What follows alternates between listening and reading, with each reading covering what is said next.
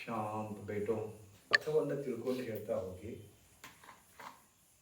ಶ್ರೀಮದ್ ಶಂಕರಾಚಾರ್ಯ ಭಗವಾನ್, ಅವ್ರಿಗೆ ಭಗವಾನ್ ಶ್ರೀ ಶಂಕರ ಅಂತಿದ್ರು, ಅವ್ರಿಗೆ ಗುರುಗಳು ಅಂತಿದ್ರು. ಸೊ ವ್ಯಾಸರ ನಂತರ ಪ್ರಕಾಂಡ ಪಂಡಿತರ ಒಂದು ಪಟ್ಟಿಯೊಳಗೆ ಅವ್ರು ಬರ್ತಾರೆ.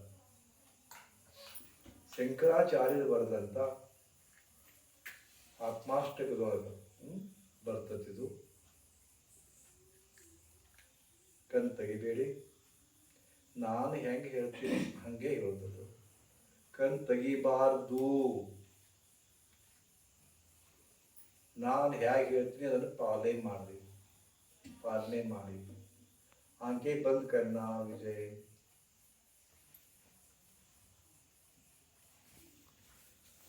ಪುನರಪಿ ಜನನಂ ಪುನರಪಿ ಮರಣಂ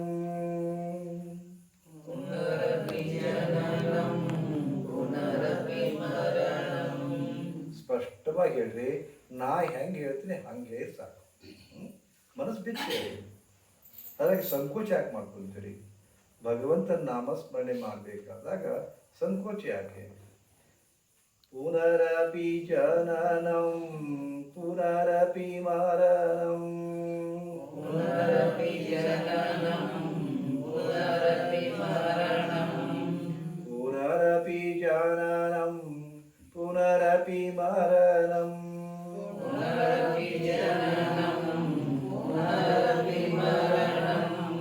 ಪುನರಪಿ ಜನನಿ ಜಠರೇ ಶಯನಂ.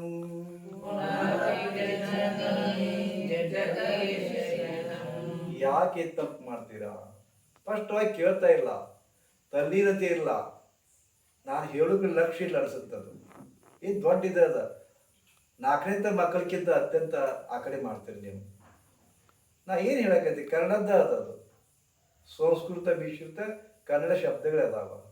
ಪುನರಪಿ ಜನನಿ ಜಠರೇ ಶಯನಂ.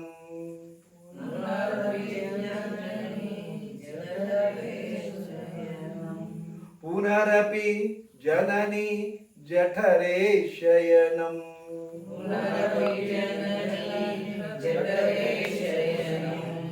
ये संसारे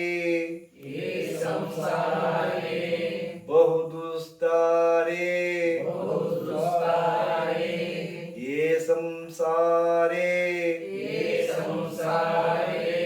बहु दुस्तारे कृपया पारे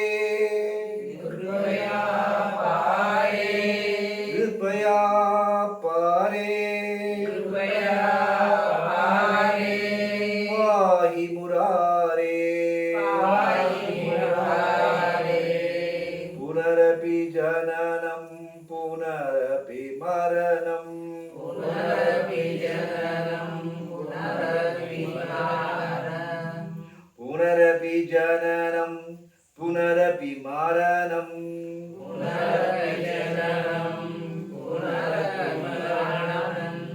पुनरपि जननी जठरे शयनं.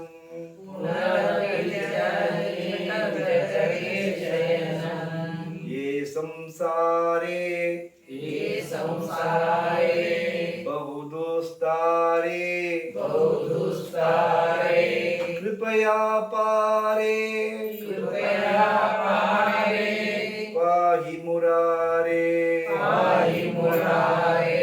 कृपया पारे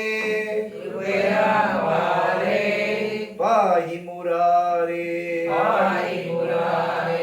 भज गोविन्दं भज गोविन्दं भज गोविन्दं भज गोविन्दं भज गोविन्दं भज गोविन्दं भज गोविन्दं भज गोविन्दं भज गोविन्दं भज गोविन्दं भज गोविन्दं भज गोविन्दं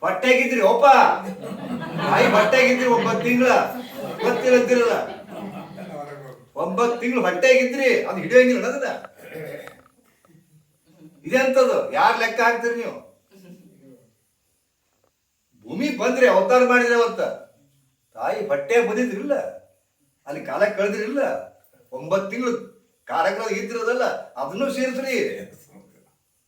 ಇನ್ನು ಮ್ಯಾಗಿದೆ ನಿಮ್ ವಯಸ್ಸು ಎಷ್ಟು? 61 + 9 ಅಂದ್ರಿ. 61 + 9 ಅಂತ ಹೇಳ್ಬೇಕು ಅವ್ರಿಗೆ ಎಲ್ಲರಿಗೂ. ಕರೆ ಹೌದಲ್ರಿ ಹೇಳಿ, ನೀವು ಹುಟ್ಟಿದ್ದ ಅವತ್ತ, ಆದ್ರೆ ಭೂಮಿ ಬಂದಿದ್ದು ಮತ್ತ ಅವ್ರ ಹೊಟ್ಟೆ ಬಂದಿರಿ, 9 ತಿಂಗಳು ಕಳೆದಿರಿ, ಅದನ್ನ ಸೇರಿಸ್ಕೊಳ್ಳಿಲ್ಲ ನಿಮಗೆ. ಎಂತ ಹುಚ್ಚರಲ್ಲ ನೀವು. ತಾಯಿ ಗರ್ಭದಾಗ 9 ತಿಂಗಳ ಇದ್ದು ಭೂಮಿಗೆ ಬರ್ತೀರಿ. ಅದುವರೆಗೆ ತಾಯಿಯ ಬಂಧನದಾಗ ತಾಯಿ ನಿಮಗೆ ಸ್ವಂತಿಕೆನೇ ಇರುವುದಿಲ್ಲ. ಯಾಕ ಅವನ ನಿಮಗೆ ಹವಾ ಕೊಡ್ತಾಳ. ನಿಮ್ಮ ಅವನ ನಿಮಗೆ ಹವಾ ಕೊಟ್ಲು 9 ತಿಂಗಳು, ವಾಯು ಕೊಟ್ಲು, ಗಾಳಿ ಅಂತ ಏನಂತೀವಲ್ಲ ಗಾಳಿ ಕೊಟ್ಲು, ಊಟ ಕೊಟ್ಲು. ಎಂತ ಕನೆಕ್ಷನ್, ಏನು ವ್ಯವಸ್ಥಾ. 9 ತಿಂಗಳ ಅದನ್ನ ನೆನೆಸ್ಕೋಬೇಕು. ತಾಯಿ ಗರ್ಭದಾಗ ಇದ್ದಾಗಿನ ಅವಸ್ಥೆ ಎಂತ ದುಷ್ಟರದ್ರಿ ನೀವು. ಅವನ್ನ ಒದಿತೀರಿ, ಅವಾಗ ವೃದ್ಧಾಶ್ರಮಕ್ಕೆ ಹಾಕ್ತೀರಿ, ನಾಚಿಕೆ ಆಗುದಿಲ್ಲ? ಅವರಿಂದಾಗಿ ನೀವು ಜನ್ಮ ಕೊಟ್ಟಾಗಿ ಎಂತ ಹೇಗೆ ಕೆಲಸ ಮಾಡ್ತಾ ಇದ್ರಿ. ಇದರಷ್ಟು ಪಾಪ ಯಾವುದೂ ಇಲ್ಲ, ಇದರಷ್ಟು ಪಾಪ ಯಾವುದೂ ಮಾಡುವುದಿಲ್ಲ. ಸಾಧ್ಯವೇ ಇದು ಸರಸಾಟಿ ಪಾಪ ಯಾವುದೂ ಇಲ್ಲ. ಪದೇ ಪದೇ ತಿಳ್ಕೋರಿ. ತಂದೆ ತಾಯಿ ಗುರು, ಕಣ್ಣಿಗೆ ಕಾಣೋ ದೇವರು. ತಂದೆ ತಾಯಿ ಗುರು 3 ಮಂದಿ ಕಣ್ಣಿಗೆ ಕಾಡ್ತಕ್ಕಂಥ ದೇವರುಗಳು ಇವರು.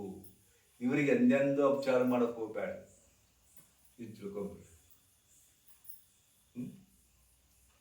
ಹೇಳ್ತಾರ ಅವರು, ಪುನರಪಿ ಜನನಂ ಪುನರಪಿ ಮರಣಂ ಪುನರಪಿ ಜನನಿ ಜಠರೇ ಶಯನಂ. ಇಷ್ಟು ಕಡೆ ಇಲ್ಲಲ್ಲ, ಮುಂದೆ ಹೇಳ್ತಾರಪ್ಪ. ಏ ಸಂಸಾರೇ ಬಹುದುಸ್ತಾರೆ. ಏನಾಗಿರ ಆಗಿರಬೇಕು ಶಂಕರನಿಗೆ. ಅವ್ರು ಹೇಳ್ತಾರ ಎಷ್ಟು ಕೆಟ್ಟದ ಸಂಸಾರ ಇದು, ಎಷ್ಟು ಕಷ್ಟಮಯದ ಅಂತಾರ ಅವರು. ಏ ಸಂಸಾರೇ ಬಹುದುಸ್ತಾರೆ ಕೃಪಯಾ ಪಾರೇ ಪಾಹಿ ಮುರಾರೇ. ಅನ್ಸುದಿಲ್ಲ? ಕೃಪಯಾ ಪಾರೇ ಪಾಹಿ ಮುರಾರೇ ಭಜ ಗೋವಿಂದಂ ಭಜ ಗೋವಿಂದಂ ಭಜ ಗೋವಿಂದಂ ಮೂಢಮತೆ. ಮಂಗ್ಯನ ಮಕ್ಕಳ ಅವರು, ಮಂಗ್ಯನ ಮಕ್ಕಳು ಅಂತ ನಾವು ಆಡ ಭಾಷೆಗಳು ನಾವು ಅಂತೀವಿ, ಮೂಢಮತೆ ಅಂತ ಹೇಳ್ಯಾರು. ಹುಸುಳೆ ಮಕ್ಕಳು ಅಂದಾಗ ಮೂಢಮತೆ. ಭಜ ಗೋವಿಂದಂ ಭಜ ಗೋವಿಂದಂ ಭಜ ಗೋವಿಂದಂ. ಗೋವಿಂದ ನಾಮಸ್ಮರಣೆ ಮಾಡಿರುವಪ್ಪ. ಏನು ಮಸ್ತ್ ಹೇಳ್ಯಾರ, ಮತ್ ಚಂದ ಹೇಳ್ಯಾರ. ಅವ್ ಶಂಕರನ್ ಹೇಳ್ಯಾರ, ನೀವು ಅನ್ನಾಗ್ತಾ ಇರಲಿಲ್ಲ, ಮತ್ ತಪ್ಪ ಅಂತೀರ. ಅದನ್ನು ಏನದ ಅದ್ರ ದೊಡ್ಡ ಭಾಳ ಕಠಿಣ ಅದ ಹೇಳ್ಕೊಂತೀರಿ. ಪುನರಪಿ ಜನನಂ ಪುನರಪಿ ಮರಣಂ. ಪುನರ್ಜನ್ಮ ಇಲ್ಲ ಅಂತ ಕೆಲವೊಂದು ಅಂತಾರ, ಆಯ್ತೋ ಇಲ್ಲ ಗೊತ್ತಿಲ್ಲ, ಇನ್ನು ಕನ್ಫ್ಯೂಷನ್ ಸ್ಟೇಟ್. ಆದ್ರೆ ನನ್ನ ಮಟ್ಟಿಗೆ ಪುನರ್ಜನ್ಮ ಅನ್ನೋದೊಂದದ. ಯಾಕಂದ್ರೆ ನಿಮ್ಮ ಕರ್ಮಗಳು ದಗ್ಧಾಗು ಮಠ ಪುನರಪಿ ಜನನಂ ಪುನರಪಿ ಮರಣಂ. ಮತ್ತೆ ಬರ್ಬೇಕು, ಮತ್ತೆ ಇದನ್ನ ಮಾಡ್ಬೇಕು. ಕರ್ಮ ಬ್ಯಾಂಕ್ ಬ್ಯಾಲೆನ್ಸ್ ನಿಲ್ಲಾಗ ಮಠ. ಎರಡು ವಜಾ ಇದು ಇಲ್ಲ ಏನದು, ಜಮಾ ಮತ್ತು ಖರ್ಚು. ಹೌದಾ? ಎದ್ರ ಖರ್ಚು ಜಮಾ? ಕರ್ಮದ್ದು. ಈ ಕೆಟ್ಟ ಕರ್ಮ, ಇದು ಒಳ್ಳೆಯ ಕರ್ಮ. ಕೆಟ್ಟ ಕರ್ಮ ಒಳ್ಳೆಯ ಕರ್ಮ ಅಂಕಿರ್ತಾವ. ಅವ್ನು ಕೂಡ್ಸೋಂತ ದೇವರು ಚಿತ್ರಗುಪ್ತ ಅಂತ ಇಟ್ಟಾನಪ್ಪನ್ನ, ಅಕೌಂಟೆಂಟನ್ನ. ಚಿತ್ರಗುಪ್ತ ಯಮರಾಜ ಹೆಡ್. ಹೌದಾ? ಅದನ್ನೆಲ್ಲ ಇಟ್ಟಾನ. ಅದು ಮುಗಿ ಮಠ, ಅದು ನಿಲ್ ಬರೋ ಮಠ. ಜಮಾನು ಇಲ್ಲ, ಖರ್ಚುನೂ ಇಲ್ಲ. ಅಲ್ಲಿ ಬರೋ ಮಠ ಮತ್ತೆ ಬರ್ಬೇಕು, ಮತ್ತೆ ಬರ್ಬೇಕು, ಮತ್ತೆ ಬರ್ಬೇಕು. ಗೋವಿಂದ ಅನ್ನನ ಗೊತ್ತ ತಿರುಪತಿ ಗೋವಿಂದ ಸಹಿತ ಸಾಲ ಮಾಡ್ಯಾನಂತ ತಿರುಪತಿ ತಿಮ್ಮಪ್ಪ ಅದಕ್ಕೆ ಸಾಲ ಮುಟ್ಸು ಮಟ ಅವ ಅಷ್ಟುತಾಗಿರ್ತಾನಂತ. ಆಮೇಲೆ ವೈಕುಂಠಕ್ಕೆ ಹೋಗ್ತಾನಂತ. ಅದಕ್ಕೆ ಸಾಲ ಮುಗಿದೇ ಇರಲಿ ಅಂದ್ಕೊಂಡು ಭಕ್ತರು ಕೇಳ್ಕೊಳ್ತಾರೆ. ತಿರುಪತಿ ತಿಮ್ಮಪ್ಪನ ಸಾಲ ಮುಗಿದೇ ಇರಲಿ ತಂದೆ ಅಂದ್ಕೊಂಡು ಕೇಳ್ಕೊಳ್ತಾರೆ. ಅದಕ್ಕೆ ಅವಾಗ ಇಂಥ ಭಜನೆಗಳನ್ನ ಗುಣಗುಣಿಸ್ತಾ ಇದೆ. ಇದು ನಿಮಗೆ ಆನಂದ ಕೊಡ್ತದ. ಈ ಹಾಡಿದ್ರಲ್ಲ ಬಹಳ ದುಃಖ ಬಂತ ನಿಮಗೆ, ಯಪ್ಪ ಒಳ್ಳೆ ಹಾಡ್ಸಕತ್ತಾರೆ ಅಂತ ತಿಳ್ಕೊಂಡು. ಇಲ್ಲಿ ಎಂತ ಹಾಡ್ಸಕತ್ತಾರೆ ಗುರುಗಳು, ತೀರೆ ಅವರೊಬ್ರು ಹುಚ್ಚದರ ನಮಗೂ ಹುಚ್ಚಿಡ್ಸಕತ್ತಾರೆ ಅಂತೀರಿ ಹೇಳ್ತಾರೆ. ಭಜನ್ ಮಾಡ್ರಿ, ಇದರಿಂದ ಏನಾಗತ್ತಂತ ಕೇಳ್ಬೇಡ್ರಿ. ನಾನು ಹೇಳ್ತೀನಿ, ನಿಮ್ಮ ಮಕ್ಕಳು ಕೆಟ್ಟವ ಅಂತ ಹೊಯ್ಕೊಳಕ್ ಹತ್ತಿರಲ್ಲ. ನನ್ನ ಮಕ್ಳು ಕಿಮ್ಮತ್ ಕೊಡೋಲ್ರು ಅಂದ್ಕೊಂಡು ಬಡ್ಕೊಳಕ್ ಹತ್ತಿರಲ್ರಿ. ಇನ್ನೆಲ್ಲ ಮಾಡ್ರಿ. ಇನ್ನೆಲ್ಲ ಮಾಡೋದೇ ಇಲ್ಲ, ನೀವ ಮಾಡೋದಿಲ್ಲ. ಅವ್ರ ಹೆಂಗ್ ಮಾಡ್ತಾರ? ನಿಮ್ಮ ಅಪ್ಪ ಅವು ಕಿಮ್ಮತ್ ಕೊಡುದಿಲ್ಲ, ಬಂದ್ ಬಡ್ಕೊಂತಾವ್. ನಮ್ಮ ಮಗ ಒಟ್ಟು ನನಗೆ ಕ್ಯಾರ ಹೇಳೋದಿಲ್ರಿ, ಎಲ್ಲ ಮಾಡಿಟ್ಟಿನ್ರಿ, ನಮಗ ಎಲ್ಲ ಮನಿ ಕಟ್ಟಿನ್ರಿ, ಬ್ಯಾಂಕ್ ಬ್ಯಾಲೆನ್ಸ್ ಕೊಟ್ಟಿನ್ರಿ, ನನಗ ಕ್ಯಾರ ಹೇಳೋದಿಲ್ರಿ ಮಗವ. ನೀವು ನಿಮ್ಮಪ್ಪ ಕ್ಯಾರಿ ಅಂದಿದ್ರಿ, ನೀವು ನಿಮ್ಮಪ್ಪಗೆ ಎಷ್ಟು ಗೌರವ ಕೊಟ್ಟಿದ್ರಿ? ನಿಮ್ಮ ಅಪ್ಪನ ಗೌರವದಿಂದ ಕಂಡ್ರ, ನಿಮ್ಮ ಅವನ ಗೌರವದಿಂದ ಕಂಡ್ರ ಅವ್ರು ನೋಡ್ತಿರ್ತಾರ. ಅವರು ನೀವು ನಿಮ್ಮ ಸ್ವಸ್ಥರು ಕೊಡೋದ್ರ ಕಿಮ್ಮತ್ ಅಂತೀರಿ. ನೀವು ನಿಮ್ಮ ಅತ್ತಿಗೆ ಕೊಟ್ಟಿರೇನು?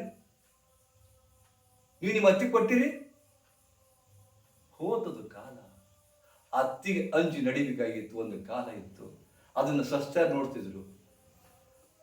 ಒಬ್ಬ ತಾಯಿ ಆಕೆ ಅತ್ತೆ ಹಾಕಿದ್ಲು, ಸಸಿ ಬಣ್ಣ ಅತ್ತೆ ಹಾಕಿದ್ಲು. ಆದ್ರೆ ಹೆಂಗಿರುತ್ತೆ ಹೆಣ್ಣಿನ ಗುಣಧರ್ಮ ಅಂದ್ರ, ಅತ್ತೆಯಾಗಿ ಅವಳ ಪಾತ್ರ ಬ್ಯಾರೆ ಮಜಾ ಅದು, ತಾಯಿಯಾಗಿ ಪಾತ್ರ ಬ್ಯಾರೆ ಅದು. ತಾಯಿಯಾಗಿ ಕರುಣಾಮಯಿ ಪಾತ್ರವನ್ನು ನಿರ್ವಹಿಸಲ್ಲ, ಅತ್ತೆಯಾಗಿ ರಾಕ್ಷಸಿ ಪಾತ್ರವನ್ನು.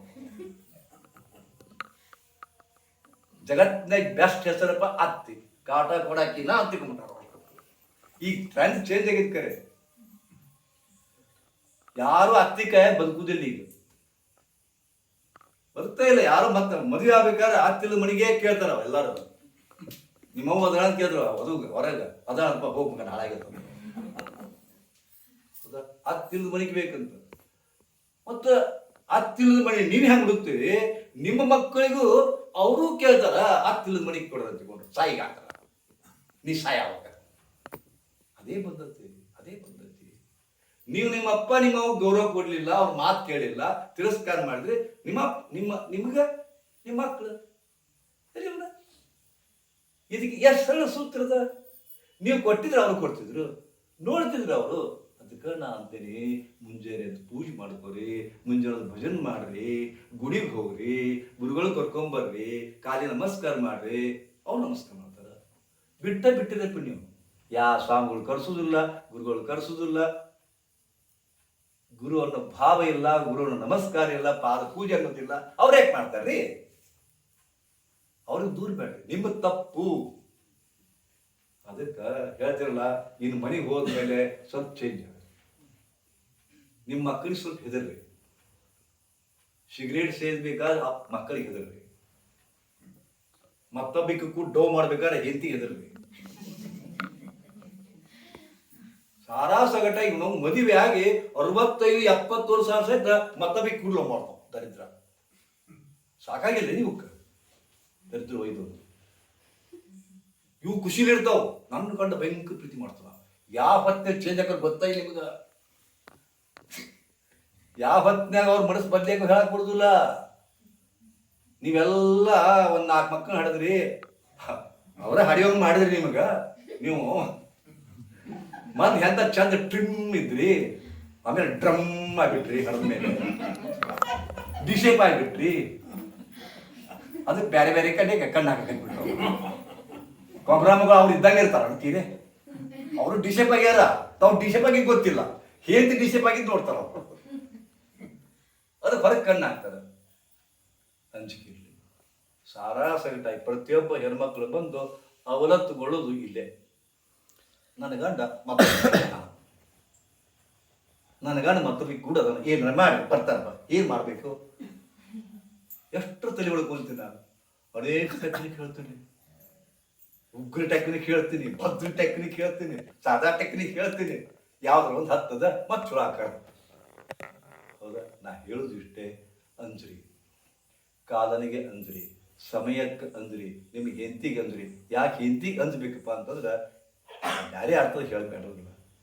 ನೀವು ಇವತ್ತು ಹೆಂಗದಿರಿ ಹಂಗ ಇರ್ಲಿಕ್ಕೆ ಶಕ್ಕಿಲ್ಲ. ಒಂದಿಲ್ಲ ಒಂದ್ ದಿವ್ಸ ಮೂಲಿ ಗುಂಪಾಕಿರಿ, ನೀವು ತಿಳ್ಕೊಂಡ್ಬಿಡ್ರಿ. ಅವ್ರಿಗೆ ಅಷ್ಟು ಕಷ್ಟ ಕೊಟ್ಟಿರಿ, ಅವ್ರ ಮುಂದೆ ಮತ್ತೊಬ್ಬಕ್ಕೆ ಕೂಡ ಡೌ ಮಾಡಿ ಬಂದ್ರಿ. ಅವ್ರ ಮನಸ್ಸು ಹೆಂಗಿರ್ತದ? ನಿಮಗೆ ಆರೈಕೆ ಮಾಡಕ್ ಮನಸ್ಸು ಬರ್ತದ? ಅಪೇಕ್ಷೆ ಪಡಬೇಡ್ರಿ ಅವ್ರ ಕಡೆಯಿಂದ. ಹೆಂಗಾರ ಮನಸ್ಸು ಬರ್ತದ ಅವ್ರಿಗೆ?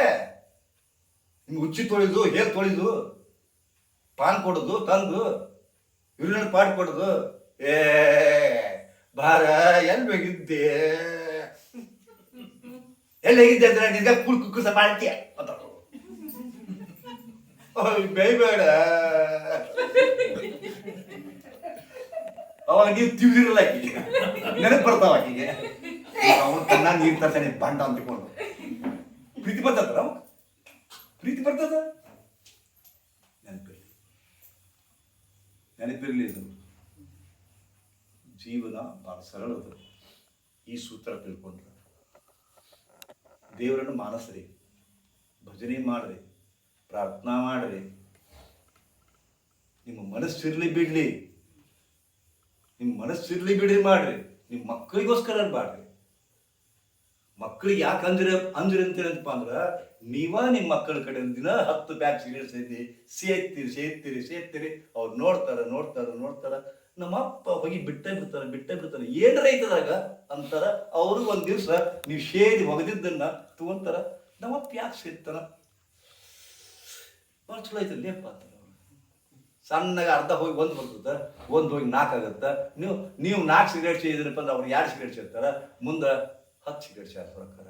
ಒಂದ್ ದಿವ್ಸ ತುಡಿಗಿನ ಸೇರ್ತಿರ್ತಾರ ಅವ್ರು. ಒಂದ್ ದಿವ್ಸ ನಿಮ್ ಕಣ್ಣಿಗೆ ಅನ್ಸುತ್ತೆ ಇದು ದಾಸಕ್ಕೆ ಅನ್ಸುತ್ತೆ ನಿಮ್ಗೆ. ನಾನು ಮಗ ಸಿಗರೇಟ್ ಸೇರ್ತಾರ, ನೀವೇನು ಕಡಿಮೆ ಕಮ್ಮಿ ಐತಿ, ನೀನು ಸೇತಿ ಅವ್ರು ಸೇರ್ತಾರ. ಎಲ್ಲಿ ತಪ್ಪಾಕತ್ತೀರಿ ಗೊತ್ತಿಲ್ಲ ಅಲ್ರಿ ನಿಮ್ಗ. ಎಲ್ಲಿ ತಪ್ಪಾಕತ್ತೀರಿ ಗೊತ್ತಾಗ ಇದ್ರೆ ಕಾಣ್ತದ. ನೀವು 10 ಪ್ಯಾಕ್ ಸೇದಿರಿ, 4 ಪ್ಯಾಕ್ ಸೇರ್ತಾರ. ನೀವು 1 ಬಾಟ್ಲಿ ಕುಡಿದ್ರೆ 2 ಬಾಟ್ಲಿ ಕುಡಿತಾನ. ನೀವು ಕುಡಿದ್ರಲ್ಲ, ನಮ್ಮಂತವ್ರ ಕಡೆ ಬಂದು ಹೇಳ್ತಾರ, ಗುರುಗಳ ನನ್ನ ಮಗ ಕುಡಿಯಾಕತ್ತೇನ್ರಿ, ಸ್ವಲ್ಪ ಹೇಳ್ರಿ ಅವಾಗ. ನೀವ್ಯಾಕೆ ಹೇಳ್ಬಾರ್ದು? ಇಲ್ರಿ ನಾನು ಕುಡಿತೀನಿ. ಇಷ್ಟೇ ಹಣೆ ಬರ.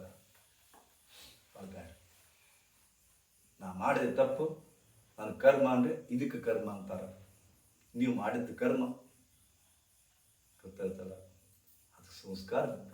ನನ್ನ ಮಕ್ಕಳು ಸಂಸ್ಕಾರವಂತರು ಆಗಲಿ ಅಂತ ಬಯಸ್ತಿರಲ್ಲ, ನೀವು ಸಂಸ್ಕಾರ ತಗೋರಿ ಮೊದ್ಲ. ಅದು ನಿಮ್ಮಲ್ಲಿ ಇರಲಿ. ನೀವು ಹೆಂಡತಿ ಗೌರವ ಕೊಡೋದು ಕಲೀರಿ, ಅಪ್ಪ ಅವಾಗ ಗೌರವ ಕೊಡೋದು ಕಲೀರಿ. ಏನು ಹೇಳ್ಬೇಡ್ರಿ ಅವ್ರಿಗೆ. ಸಂಜೆ ಆದ್ಕೂಳೆ ದೇವ್ರ ನಮಸ್ಕಾರ ಮಾಡ್ರಿ, ಅವ್ರು ನೋಡ್ತಾರ. ಅಪ್ಪ ಅವ್ ನಮಸ್ಕಾರ ಮಾಡ್ರಿ, ಯಪ್ಪ ಕಾಲ್ತ ನೋಡ್ತಾವ. ಒಂದ್ ದಿವ್ಸ ನೋಡ್ತಾರೆ, 2 ದಿವ್ಸ ನೋಡ್ತಾರೆ, 3 ದಿವ್ಸ ನೋಡ್ತಾರ, 4ನೇ ದಿವ್ಸಕ್ಕೆ ಅವ್ರು ಬಂದು ನಮಸ್ಕಾರ ಮಾಡ್ತಾರ. ಸರಳದಿದ್ದನ್ನ ಕಠಿಣ ಮಾಡ್ಕೊಂಡವ್ರು ನೀವು ಮಾಡ್ತೀರಿ. ನಿಮಗೆ ಮುಜುಗರ ಅನ್ಸುತ್ತೆ. ಇದು ಒಟ್ಟು ಮಾಡಿಲ್ಲ, ಒಮ್ಮಲ್ಲಿ ಹೋಗಿ ಮಾಡ್ಕೊಳ ಮಕ್ಕಳಿಗೆ ಏನು ತಿಳ್ಕೊಂತಾವ? ಬರೀ ಈಗ ಅವ್ರೇನು ತಿಳ್ಕೊಂತಾರ, ಇವ್ರೇನು ತಿಳ್ಕೊಂತಾರ? ನಿಮ್ಮ ಸಂಸಾರವನ್ನು ಭದ್ರ ಮಾಡ್ಕೋಬೇಕಾದ್ರೆ, ನಿಮ್ಮ ಸಂಸಾರಗಳು ಸಂಸ್ಕಾರವಂತ ಮಕ್ಕಳು ಹೆಂಡತಿ ಇರ್ಲಿಪ್ಪ ಅಂದ್ರೆ ನಿಮಗೆ ಮನಸ್ಸಿರಲಿ ಬಿಡ್ಲಿ. ಯಾಕೆ ಮನಸ್ಸಿರಲಿ ಬಿಡ್ಲಿ ಅಂತ ಯಾಕೆ ಹೇಳ್ತಿರ್ಬೇಕು? ಎಷ್ಟೋ ಮಂದಿಗೆ ದೇವ್ರು ಇಲ್ಲ ಅಂತ ನಾಸ್ತಿಕ ಭಾವ ಬರ್ತದೆ. ಏನು ದೇವ್ರು ಅದಾನೆ, ಅವ್ರು ಮಾಡೋದು ಕರಿಬಿಟ್ರಿ. ನಿಮ್ಮ ಸ್ವಭಾವವಾಗಿ ಬರ್ಬೇಕಂತ ಮಾಡಬೇಡ್ರಿ. ಅವ್ರಿಗೆ ಆಗಲಿ ನೀವು ತ್ಯಾಗ ಮಾಡ್ರಿ. ನೀವು ಬಿಡ್ರಿ, ಬೇಕಾದ್ರೆ ದೇವ್ರು ಹೋಗೋದು ಬಿಡ್ರಿ, ಬಟ್ ಅವ್ರಿಗೆ ಸಪೋರ್ಟ್ ಕೊಡ್ರಿ. ನಿಮ್ಮ ಮನಸ್ಸಿರಲ್ಲ ಆದರೂ ಅವ್ರು ಕೂಡ ಹೋಗ್ರಿ. ಇದು ಜೀವನ ವಿಧಾನ. ಇದಕ್ಕಿಂತ ಹೆಚ್ಚಿಗೆ ಹೆಂಗೆ ಹೇಳ್ಬೇಕು ಹೇಳಿ? ನಿಮ್ಮ ಜ್ಞಾನಿಗಳದಿರಿ, ತಿಳುವಳಿಕೆ ಉಳ್ಳವರದಿರಿ, ತಿಳುವಳಿಕೆ ಮಾಡ್ಕೊಳ್ಳಿ ಇಷ್ಟೇ. ಅದಕ್ಕೆ ಹಾಡಿಸೋದು ನಿಮಗೆ. ಅದಕ್ಕೆ ನೀವು ಕಲೀರಿ, ಭಜನ್ ಮಾಡಿರಿ, ಪ್ರಾರ್ಥನಾ ಮಾಡ್ರಿ, ಓಂ ಅನ್ರಿ, ಶ್ಲೋಕ ಅನ್ರಿ. ಮುಂಜಾನೆ ಕೂಡ ಕರಾಗ್ರೆ ವಸತಿ ಲಕ್ಷ್ಮಿ, ಕರ ಮಧ್ಯೆ ಸರಸ್ವತಿ, ಕರ ಮೂಲೆ ಸ್ಥಿತೋ ಗೌರಿ, ಪ್ರಭಾತೆ ಕರ ದರ್ಶನ ಅಂತ ಹೇಳ್ರಿ. ಮಕ್ಕಳಿಗೆ ಅನಿಸ್ತದೆ, ಸಣ್ಣ ಮಕ್ಕಳಿದ್ರೆ ರೂಢಿ ಆಗ್ತದೆ, ಅವರು ರೂಢಿ ಆಗ್ತದೆ.